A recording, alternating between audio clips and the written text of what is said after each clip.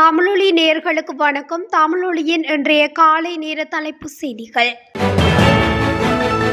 நாடாளுமன்ற தேர்தலில் போட்டியிடுவதற்காக இதுவரை 58 சுயேட்சை குழுக்கள் கட்டுப்பணம் செலுத்தியுள்ளன.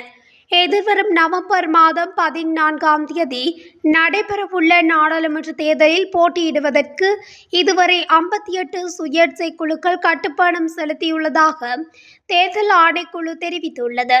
செப்டம்பர் மாதம் 25ஆம் தேதி முதல் பொது தேர்தலுக்கான கட்டுப்பணத்தை செலுத்த முடியும் என தேர்தல் ஆணைக்குழு அறிவித்திருந்தது. அதன் அடிப்படையில் செப்டம்பர் 25 முதல் அக்டோபர் 2 வரை 58 குழுக்கள் கட்டுப்பணத்தை செலுத்தியுள்ளனர். பிராந்தியத்தில் அமைதியான மற்றும் நிலையான நாடாக இலங்கை வெளிப்படுவதை காண்பதே தமது நாட்டின் எதிர்பார்ப்பு என இந்திய உயர்ஸ்தானிகர் சந்தோஷ் ஜா ஜனாதிபதி அனுரகுமார திசாநாயக்கவிடம் தெரிவித்துள்ளார். ஜனாதிபதி அனுரகுமார திசாநாயக்கவிற்கும் இலங்கைக்கான இந்திய உயர்ஸ்தானிகர் சந்தோஷ் ஜாவிற்கும் இடையில் ஜனாதிபதி அலுவலகத்தில் நேற்று இடம்பெற்ற சந்திப்பின் போதே அவர் இவ்வாறு குறிப்பிட்டுள்ளார். இதன்போது கடந்த ஜனாதிபதி தேர்தலில் அனுரகுமார திசாநாயக்கவின் வெற்றிக்கு மனமார்ந்த வாழ்த்துக்களை இந்திய உயர்ஸ்தானிகர் தெரிவித்துள்ளார். மேலும் இலங்கையின் அபிவிருத்தி செயற்பாடுகளுக்கு சகல வழிகளிலும் ஆதரவளிக்க இந்தியா தயாராக இருப்பதாகவும் அவர் உறுதியளித்துள்ளார். இந்தியாவுக்கும் இலங்கைக்கும் இடையிலான நீண்டகால நட்புறவையும் நெருக்கத்தையும் நினைவு கூர்ந்த இந்திய உயர்ஸ்தானிகர் அண்டைய சகோதர நாடுகள் என்ற வகையில் இரு நாடுகளுக்கும் இடையில் தொடர்ச்சியான மற்றும் நிலையான நட்பை பேணி முன்னேறுவதன் முக்கியத்துவத்தை வலியுறுத்தியுள்ளார். மேலும் டிஜிட்டல் மயமாக்கல் திட்டங்களை நடைமுறைப்படுத்துவதில் இலங்கைக்கு ஆதரவளிக்க இந்தியா தயாராக இருப்பதாக உயர்ஸ்தானிகர் மேலும் குறிப்பிட்டுள்ளார்.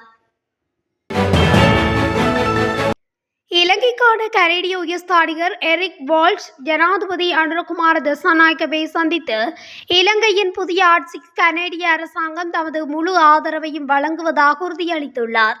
குறித்த சந்திப்பானது நேற்று முற்பகல் ஜனாதிபதி அலுவலகத்தில் இடம்பெற்றுள்ளது. இதன்போது கடந்த ஜனாதிபதி தேர்தலில் ஜனாதிபதி அனுரகுமார திசாநாயக்க பெற்ற வெற்றிக்கு கனேடிய அரசாங்கத்தினதும் மக்களினதும் மனப்பூர்வமான வாழ்த்துக்களை எரிக் வால்ஷ் தெரிவித்துள்ளார். சர்வதேச நாணய நிதியத்துடன் இலங்கை தொடர்பு பட்டிருப்பது மற்றும் தற்போது முன்னெடுக்கப்பட்டு வரும் கடன் மறுசீரமைப்பு செயல்முறைக்கும் கனேடிய அரசாங்கத்தின் முழு ஆதரவையும் வழங்குவதாகவும் எரிக் வால்ஷ் உறுதியளித்துள்ளார்.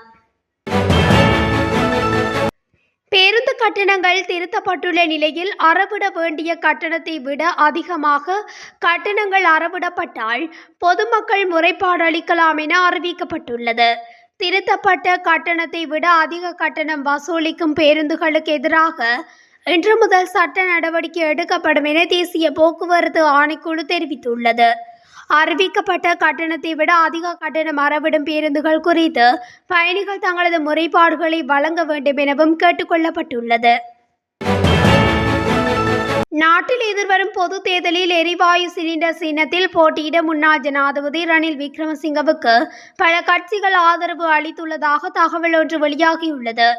இதன்படி அண்மையில் நடைபெற்று முடிந்த 9வது நிறைவேற்று அதிகாரம் கொண்ட ஜனாதிபதி தேர்தலில் ரணிலுக்கு ஆதரவளித்த அனைத்து அரசியல் கட்சிகளும் எதிர்வரும் பொது தேர்தலில் புதிய ஜனநாயக முன்னணியின் கீழ் எரிவாயு சிலிண்டரை சின்னமாக பயன்படுத்தி போட்டியிட உள்ளன. பாடசாலை மாணவர்களுக்கான காலணிகளின் விலைகளை விரைவில் குறைக்க தீர்மானித்துள்ளதாக காலணி மற்றும் தோல் பொருட்கள் தொழில்துறையினர் சங்கம் தெரிவித்துள்ளது. காலணி மற்றும் தோல் பொருட்கள் தொழில்துறையினர் சங்கத்தின் தலைவர் புத்திக விமலசிறி ஊடகங்களுக்கு கருத்து தெரிவிக்கையில் இதனை தெரிவித்துள்ளார். அரசாங்கம் ஒன்று பதவிக்கு வந்ததும் பல விடயங்களை எதிர்பார்க்கும். இந்த சமூகத்தில் நாட்டின் தொழில்துறையினரும் வடிவமைப்பாளர்களும் அரசாங்கத்திற்கு ஆதரவளிக்க வேண்டியது அவசியம். இலங்கையில் உற்பத்தி செய்யப்பட்ட பொருட்களை கொள்வனவு செய்வதன் மூலம் நாட்டின் வளர்ச்சிக்கு பங்களிப்பு செய்ய வேண்டும் என அவர் வேண்டுகோள் விடுத்துள்ளார். காவல்துறை மற்றும் தேர்தல்கள் ஆணைக்குழு அதிகாரிகளுக்கிடையில் நேற்று முற்பகல் கலந்துரையாடல் ஒன்று இடம்பெற்றுள்ளது. எதிர்வரும் பொது தேர்தல் தொடர்பான பாதுகாப்பு பணிகள் குறித்து இதன்போது கலந்துரையாடப்பட்டுள்ளதாக தேர்தல்கள் ஆணைக்குழுவின் அதிகாரி ஒருவர் தெரிவித்துள்ளார். இந்த சந்திப்பில் தேர்தல் விவகாரங்களுக்கு பொறுப்பான சிரேஷ்ட பிரதி காவல்துறை மாதிபர் உள்ளிட்ட காவல்துறை உத்தியோகத்தர்கள் குழுவொன்று பங்கேற்றுள்ளனர். அதே நேரம் தேர்தல் சட்ட மீறல்களை தடுக்க எடுக்க வேண்டிய நடவடிக்கைகள் குறித்தும் கலந்துரையாடப்பட்டதாக தெரிவிக்கப்பட்டுள்ளது. நடைபெறவுள்ள பொது தேர்தலின் பின்னர் அமையவுள்ள புதிய நாடாளுமன்றத்தில் புதிய அரசமைப்பை உருவாக்குவதன் மூலம் தமிழ் மக்களின் அரசியல் பிரச்சினைக்கு தீர்வு வழங்கப்படும் என அமைச்சரவை பேச்சாளர் அமைச்சர் விஜித ஹேரத் தெரிவித்துள்ளார். ஜனாதிபதி அனுரகுமார திசாநாயக்க தலைமையிலான அரசின் முதலாவது அமைச்சரவை கூட்டத்தில் எட்டப்பட்ட முடிவுகளை அறிவிக்கும் செய்தியாளர் சந்திப்பு செவ்வாய்க்கிழமை நடைபெற்றது. இதன்போது செய்தியாளர் ஒருவர் எழுப்பிய கேள்விக்கு பதிலளிக்கையில் அமைச்சர் விஜித ஹேரத் மேற்கண்டவாறு கூறினார். எம்முடைய விஞ்ஞாபனத்துக்கு அமைய இனப்பிரச்சினைக்கு தீர்வை வழங்க புதிய அரசமைப்பு உருவாக்கப்படும். அவ்வாறு உருவாக்கப்படும் அரசமைப்பு நாட்டு மக்களிடம் வழங்கப்பட்டு அவர்களின் கருத்துக்களுடன் கூடிய கொள்கை மற்றும் வேலை திட்டம் தொடர்ச்சியாக முன்னெடுக்கப்படும். புதிய அரசு ஆட்சி அமைத்ததை தொடர்ந்து அதற்கான நடவடிக்கைகள் முன்னெடுக்கப்படும் என தெரிவித்துள்ளார். ஜனாதிபதி அனுரகுமார திசாநாயக்கவினால் நடைமுறைப்படுத்த தீர்மானிக்கப்பட்ட உரமானியத்தை இடைநிறுத்த வேண்டாம் என முன்னாள் விவசாய மற்றும் பெருந்தோட்ட கைத்தொழில் அமைச்சர் மஹிந்த அமரவீர தேர்தல்கள் ஆணைக்குழுவிடம் கோரியுள்ளார். தேர்தல்கள் ஆணைக்குழுவின் அதிகாரிகளை சந்தித்த போதே அவர் இவ்வாறு கோரிக்கை விடுத்துள்ளார். பொது தேர்தல் அறிவிக்கப்பட்டுள்ள நிலையில் தேர்தல் சட்டத்தின் கீழ் உரமானியத்தை பொது தேர்தல் முடியும் வரை இடைநிறுத்த தேர்தல் ஆணைக்குழு தீர்மானித்துள்ளது. இந்த நிலையில் உரமானியம் விவசாயிகளுக்கு வழங்கப்பட வேண்டும் எனவும், இல்லையென்றால் அடுத்த பருவத்தில் நெல் அறுவடை குறைவடைந்து அரிசி தட்டுப்பாடு ஏற்படும் அபாயம் உருவாகும் என மஹிந்த அமரவீர எச்சரித்துள்ளார். நாட்டில் உள்ள அனைத்து மதுபான சாலைகளையும் இன்றைய தினம் மூடுமாறு மதுவரி திணைக்கள ஆணையாளர் நாயகம் உத்தரவிட்டுள்ளார். உலக மது ஒழிப்பு தினம் இன்று கொண்டாடப்படவுள்ள நிலையில் இந்த உத்தரவு பிறப்பிக்கப்பட்டுள்ளது. மேலும் மதுபானம் அருந்துவதால் உலகளாவிய ரீதியில் வருடத்துக்கு 3 மில்லியனுக்கும் அதிகமானோர் உயிரிழக்கின்றனர். மது அருந்துவதால் இலங்கையில் நாளொன்றுக்கு 50 பேர் வரையில் மரணிப்பதாக தெரிவிக்கப்படுகின்றது. எரிபொருளின் விலையை குறைப்பது தொடர்பில் நான் தெரிவித்ததாக கூறப்பட்டு சமூக வலைதளங்களில் வெளியிடப்படும் செய்திகள் உண்மைக்கு புறம்பானவை என்று தேசிய மக்கள் சக்தியின் தேசிய செயற்குழு உறுப்பினர் சுனில் ஹந்துன்னேத்தி தெரிவித்துள்ளார். 1 லிட்டர் பெட்ரோலுக்கான வரியை நீக்கிய பின்னர் அதனை 120 ரூபாவுக்கு சந்தையில் தர முடியும் என நான் அந்த அறிக்கையும் விடவில்லை எனவும் அது தொடர்பில் பேசவில்லை எனவும் அவர் குறிப்பிட்டார். அவ்வாறான கருத்தை நான் வெளியிடவில்லை. அப்படியான ஒரு காணொலி இருந்தால் அதனை வெளியிடுமாறு சவால் விடுக்கின்றேன் என தொடர்ந்தும் குறிப்பிட்டுள்ளார். மாத்தளை மகவெல உள்பத்த பிரதேசத்தில் இரு குழுவினரிடையே ஏற்பட்ட மோதலில் ஒருவர் உயிரிழந்துள்ளார். தாக்குதலுக்குள்ளான காரணம் இதுவரையில் வெளியாகவில்லை என போலீசார் தெரிவித்துள்ளனர்.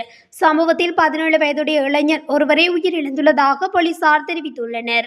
இந்த கொலை சம்பவம் தொடர்பில் மடவளை உள்பத்த பிரதேசத்தைச் சேர்ந்த 55 வயதுடைய நபர் ஒருவர் கைது செய்யப்பட்டுள்ளார். கைதான நபரிடமிருந்து தாக்குதலுக்கு பயன்படுத்தப்பட்டதாக தெரிவிக்கப்படும் இரும்பு கம்பி, முகக்கவசம் மற்றும் பல கூரிய ஆயுதங்கள் கைப்பற்றப்பட்டுள்ளதாக தெரிவிக்கப்படுகிறது. எந்தவொரு தவறான முடிவுகளும் நாட்டின் முன்னேற்றத்துக்கு இன்றியமையாத கடந்த கால கடின உழைப்பின் முன்னேற்றத்தை பாதிக்கலாம் என முன்னாள் நிதி ராஜாங்க அமைச்சர் செகான் சேமசிங்க எச்சரித்துள்ளார். தனது உத்தியோகபூர்வ எக்ஸ் கணக்கில் பதிவொன்றை வெளியிட்டதன் மூலம் அவர் இதனை தெரிவித்துள்ளார். அத்துடன் இலங்கையின் பொருளாதாரத்தை ஸ்திரப்படுத்துவதற்கு உதவிய சர்வதேச நாணய நிதியத்தின் வேலை திட்டத்துக்கு புதிய நிர்வாகம் அர்ப்பணிப்புடன் செயல்பட வேண்டும் என முன்னாள் நிதி ராஜாங்க அமைச்சர் வலியுறுத்தியுள்ளார். நீர்கொழும்பில் தந்தையொருவர் தமது பெண் குழந்தையுடன் காணாமல் போன சம்பவம் தொடர்பில் காவல்துறையினர் விசாரணைகளை ஆரம்பித்துள்ளனர். கடந்த மாதம் 14ஆம் தேதி முதல் குறித்த இருவரும் காணாமல் போயுள்ளதாக காணாமல் போனவரின் மனைவி நீர்கொழும்பில் காவல்துறையில் முறையிட்டுள்ளார். 41 வயதான தந்தையும் 2 வயதும் 9 மாதங்களுமான காணாமல் போனவர்கள் நீர்கொழும்பு புனித ஜூட் பிரதேசத்தைச் சேர்ந்தவர்கள் என காவல்துறை தெரிவித்துள்ளது. அவர் தனது மகளுடன் கோவிலுக்கு செல்வதாக கூறிவிட்டு வீட்டிலிருந்து வெளியேறியதன் பின்னர் அவர் குறித்த எந்த தகவலும் கிடைக்கப்பெறவில்லை என முறைப்பாட்டில் தெரிவிக்கப்பட்டுள்ளது. மாத்தறை தெனியாய பிரதேசத்தில் இடம்பெற்ற விபத்தில் தந்தை உயிரிழந்துள்ளதுடன் இரு பிள்ளைகள் காயமடைந்துள்ளனர். சாரதியின் கட்டுப்பாட்டை இழந்து முச்சக்கர வண்டியொன்று வீதியை விட்டு விலகி கவிழ்ந்ததில் இந்த விபத்து இடம்பெற்றுள்ளது. விபத்தின் போது முச்சக்கர வண்டியின் சாரதியான தந்தை மது போதையில் இருந்துள்ளதாக தெரிய வந்துள்ளது. இந்த விபத்தில் முச்சக்கர வண்டியின் சாரதியான தந்தையும் பின்புறத்தில் அமர்ந்திருந்த 2 பிள்ளைகளும் காயமடைந்துள்ள நிலையில் தெனியாய வைத்தியசாலையில் அனுமதிக்கப்பட்ட பின்னர் தந்தை உயிரிழந்துள்ளார். இத்துடன் தமிழொலியின் இன்றைய காலை நேர தலைப்பு செய்திகள் நிறைவடைகின்றன. தொடர்ச்சியாக செய்திகளை அறிந்து கொள்ள தமிழொலி ஊடகத்துடன் இணைந்திருங்கள். நன்றி, வணக்கம்.